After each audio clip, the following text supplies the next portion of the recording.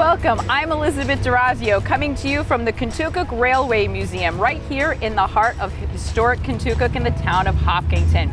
Today we're having a very special event as we bring to you the efforts to preserve this historic railway car. I'm joined by Fred Nystrom. He's the Director of Restoration and Preservation here, and he's going to tell us how we can be part of keeping this piece of history alive. Thank you for joining us, Fred. Thanks, Liz. Well, this railroad car that sits behind us is a passenger car that was built in 1907 for the Boston and Maine Railroad. And it was one of an order of 30 that they built to add to their fleet of commuter cars. Okay. It really is, it was used in commuter service. It wasn't intended for long distance service on, let's say, major express trains like the Alouette or the East Wind. Those were special trains. They used different cars. This car did not have all the amenities for sleeping and long distance travel. But it was a lovely car to begin with, even as it was. And they were, this whole fleet of cars was used in that service on the lines that radiate to the north and to the west of Boston and out of cities like Fitchburg, Concord, New Hampshire, and communities like of that size. And they were used until about 1955. And once their service life was ended, most of them were scrapped, but a few were retained, and luckily this one was one of that latter group. It ended up at the large railroad museum in Bellows Falls, Vermont. And it was there until about 1995 when a nice gentleman from New Boston purchased it and had it shipped to his home in New Boston. And he spent about 10 years restoring it. In 2007, when it was exactly 100 years old, because it was built in 1907, he donated it to this museum and it was shipped up here by truck. And it's been there ever since. So it's been here for 14 years. And we've done our best to preserve it and keep it in good shape. We're a small, tiny museum, and we're very underfunded.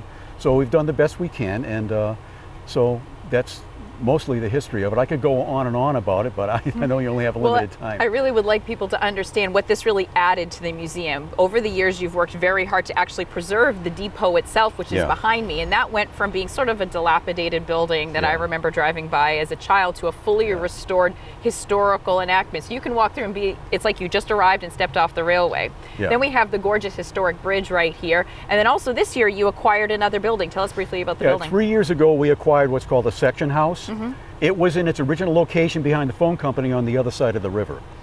And 3 years ago, the TDS generously donated it to our organization, and we brought it across the bridge and set it into its current location, and we restored it and painted it to look nice like the depot. That's our workshop now. We're not using it as a railroad section house, but now we have the infrastructure, and much more so, to be able to preserve things and do projects and keep things up. Whereas before we had nothing. The only shop area we had was to use the interior of this railroad car to hold woodworking tools and metalworking tools. Is really not appropriate. The amazing thing is this really has become a hub of the town, from the farmers market to the holiday events, things like that really happen here. And this really made the history of the railway in Contoocook and Hopkinton come alive. It's so vitally important that we don't let this rot. And the hard part is it really does need to be protected. Tell us what needs to be done to preserve this car. Well, because it's a wooden railroad car, it requires quite a bit of maintenance, more so than a steel car. And generally they're kept inside, or when the restoration is undergone, it's done indoors in a big barn, a roundhouse, or a big railroad building. That's where you have to do it, so you can strip all the exterior wood off and work on the frame, and you can't do that outdoors. So one of the things we intend to do long term, or I should maybe say medium term, over the next 5 years, we plan to do enough fundraising to put up a large pavilion over it, which would be an open-sided structure with a big roof. They would keep the snow and the rain off it and protect it from the freeze-thaw cycle during these harsh New England winters. And I've seen some of the concept for this, and the idea is really to keep that structure in keeping with the look of a historic railway and really preserving the museum function of this. So where can we go to contribute or to find out how we can help keep this car alive? Well, our website is contoocookdepot.org, and we also have a Facebook page under the same name. And there are areas there that you can click and make a donation. We also have a number of items that you can buy, where a portion of that would go to support the museum. And thank you, Fred, and thank you, Steve, for hosting us here at the Contoocook Railway Depot. What an informative few weeks we've had here on location at the Contoocook Railway Museum. If you have not yet visited, please do so.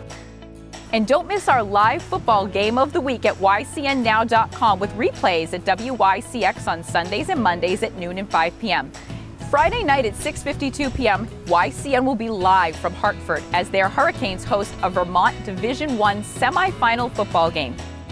I'm Elizabeth D'Orazio. Join us next week in this same time with a new edition of Yankee Chronicle. Till then, stay safe, everyone.